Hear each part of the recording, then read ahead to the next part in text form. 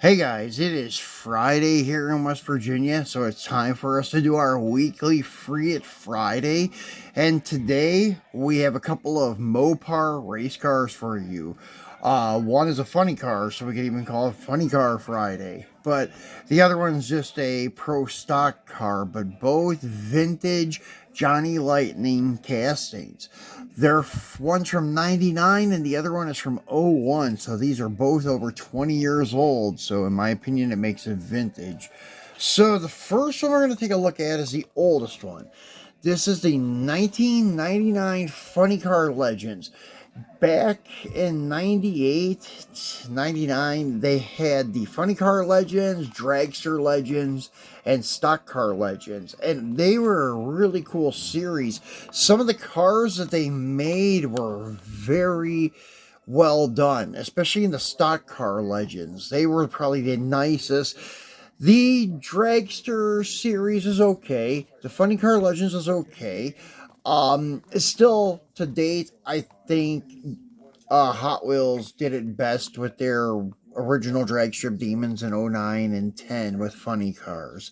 They even, I think, outdo Action, the racing car collectibles, the RCCA stuff. I think they even outdo them on a lot of their castings. But we're going to be doing a comparison of the RCCA Monza and the Hot Wheels Drag Strike Demons Monza funny car in the coming weeks. So you guys will see what I'm talking about.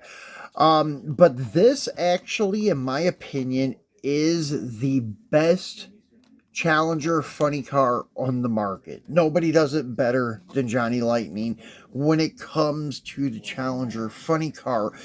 The only downside is the car is not true to scale. It is a little bit small for 1/64th. If you put it next to like their standard Challenger, it's the same length, maybe even a little shorter and such. So it's definitely not good when it comes to 1/64th. But the body lines, the overall proportions and stuff of the car is very well done. As you can see, the picture of the real car here versus the diecast, it looks very accurate with the fender well openings, the stance of the car, the front wheel track and such. It looks very good. Now the one from Hot Wheels is a little, I don't know, toyish looking, but it was designed as a kid's toy originally. But the wheels and tires for front and rear are almost the same size. It looks like an all-wheel drive funny car, in my opinion. The M2 one is not bad, but it looks a little bit big to be 1/64th, and their rear wheel and tire combo just does not look right to me. So, Johnny Lightning did it very well with their Challenger funny car here. So, let's get him opened up and take a look at him. He's been open for quite a while. I've had this car for a while, along with a lot of others. I just haven't gotten around to doing a video on them for you guys.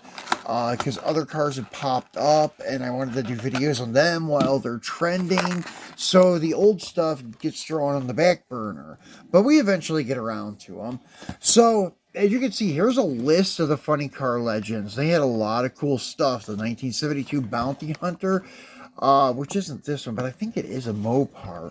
Or maybe a Mustang, I don't know, to be honest with you. Then there's the 1975 Dunn and Heath, or Reith, is this one here. But that's actually a 71 or 2 satellite funny car. They're saying 1975. That may have been when it debuted, but it's based on a 71 72 satellite. But I'm not going to read them all, but there's a lot of them here. And it says they're new because those are totally new castings for JL. And then you have some down here that are older ones. You had a lot of well-known guys like the Ram Chargers, Blue Max, Rambunctious, and then Dickie Harrell, they call him here, Dick Harrell, and then the Jungle Jim, There's tons of them. USA 1, the Bruce Larson Camaro. It's just on and on and on. There are a lot of great looking cars. There's another one. Johnny Lightning 70 Camaro funny car. Looks great too, but it's a little bit small.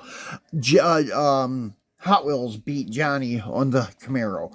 But overall, one day I'll bring out the comparison of the Challenger funny car of Johnny Lightning versus Hot Wheels versus M2 and show you guys size comparison for scaling, the accuracy and body lines and detail and such.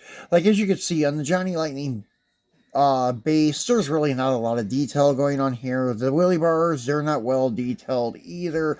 They're just kind of cut out as like a one-dimensional, like cardboard cutout thing is what they look like. But from the side, the car looks outstanding, especially sitting on its own. And then the body flips up, and they have the plastic prop, but it's a very tight hinge, so you don't even need the prop. As you can see, it stays up pretty good. The engine detail is primitive, very blocky and boxy looking, but it's, I don't know, intended to be like a kid's toy. But as I said, once it's closed up and sitting there, this is the best looking one on the market for the body lines and such. But as I said, for scaling, it's a little bit small. So the next one we have for you guys is another really great series that they did starting, I think, in 01, was the Classic Plastic. It could have appeared and debuted in the late 90s. I don't remember. But anyways, this one here, Sox and Martin 70 CUDA.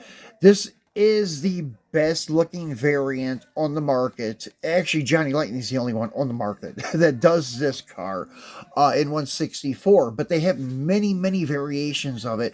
Most of them have the plastic two-piece wheel that looks like centerline super lights. I think they're called. The ones without the holes drilled in them, just a flat disc style wheel with rivets in it. It's a two-piece wheel design.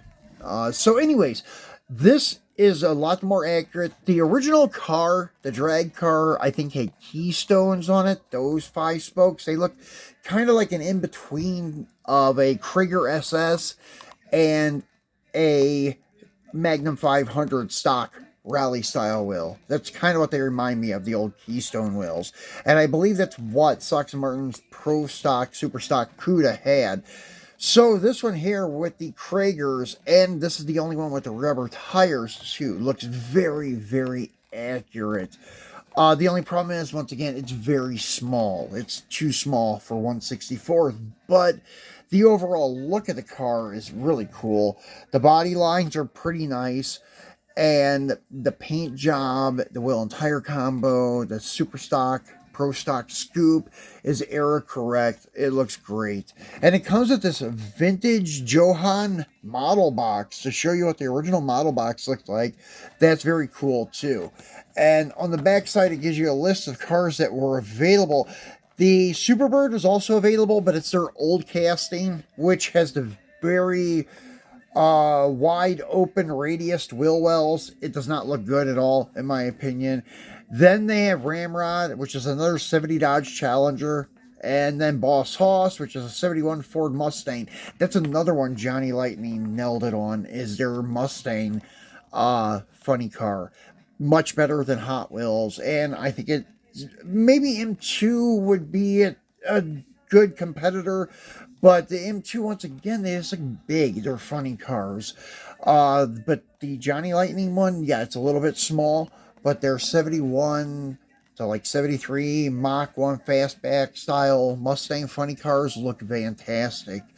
Then you have your Holland Hearse and a 72 AMC Javelin AMX in this series. So a lot of really cool cars in this lineup. So let's get him off the card. I just got him in the mail today, actually.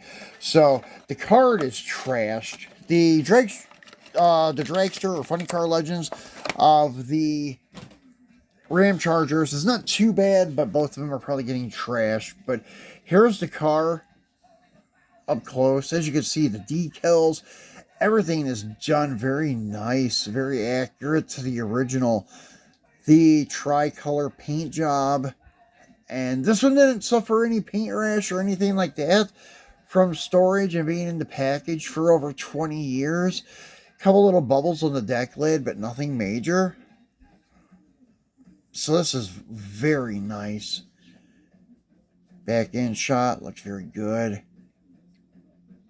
Tires are treaded. They should be slicks, but hey, who cares?